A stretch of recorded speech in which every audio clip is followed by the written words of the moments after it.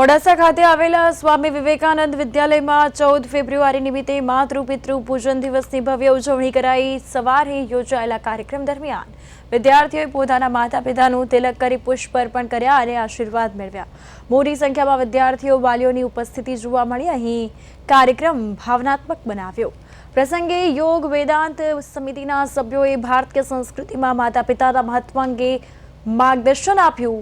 કાર્યક્રમનું આયોજન આચાર્ય ધર્મેશ સુથારના માર્ગદર્શન હેઠળ થયું। સંસ્કાર અને પરિવાર મૂલ્યો અંગે પ્રેરણાદાયી સંબોધન આપ્યું। અમે આજે 14 ફેબ્રુઆરી એટલે વેલેન્ટાઇન ડે, તો આજે વેલેન્ટાઇન ડે નહીં પણ આ 14 ફેબ્રુઆરીને આપણે માતૃ-પિતૃ પૂજન દિવસ તરીકે શા માટે ઉજવણી કરવી જોઈએ, એના માટે થઈને દરેક સ્કૂલોમાં અમે બાળકોને જ્ઞાન આપવા માટે કરીએ છીએ અને માતૃ-પિતૃ પૂજનનું મહત્વ સમજાવીએ છીએ।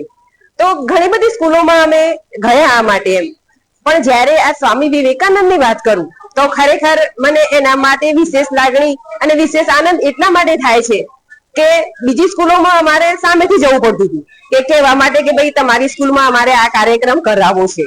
જ્યારે આ જે સ્વામી વિવેકાનંદના જે ટ્રસ્ટી છે કે જે ધર્મેશભાઈ સુથાર, એમનો મને સામેથી ફોન આવ્યો કે બેન મારે આ કાર્યક્રમ કરાવવો છે, ત્યારે ખરેખર એટલી આનંદની લાગણી થઈ। આજે સમગ્ર દેશની અંદર 14મી ફેબ્રુઆરીએ માતૃ-પિતૃ પૂજન દિવસની ઉજવણી કરવામાં આવે છે, ત્યારે અમારી અરવલ્લી જિલ્લામાં મોડાસામાં આવેલી સ્વામી વિવેકાનંદ વિદ્યાલય, જે હાલ પ્લે ગ્રુપ થી ધોરણ 8 સુધી કાર્યરત છે, એમાં આજના દિવસે વિશેષ કાર્યક્રમ રાખવામાં આવ્યો છે।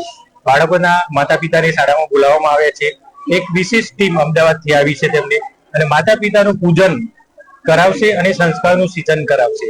આ સ્કૂલમાં વારંવાર બાળકોમાં કંઈક નવું, બાળકોમાં સંસ્કારનું સિંચન થાય એ માટે અવનવા પ્રોગ્રામ કરવામાં આવે છે। આ પહેલા પણ સૂર્ય નમસ્કારનું મહત્વ અને સૂર્ય નમસ્કાર કરવામાં આવ્યા હતા, એટલે બાળકો કંઈક ને કંઈક નવું શીખતા રહે છે। આજે છે 14 ફેબ્રુઆરી, આજે માતૃ-પિતૃ વંદન દિવસ છે, એટલે બાળકોમાં પણ કંઈક નવું માતા-પિતા વિશે, બાળકો માતા-પિતાનું મહત્વ જાણે, માતા-પિતાને વંદન કરે, એ માટે આ દિવસ ઉજવવામાં આવે છે।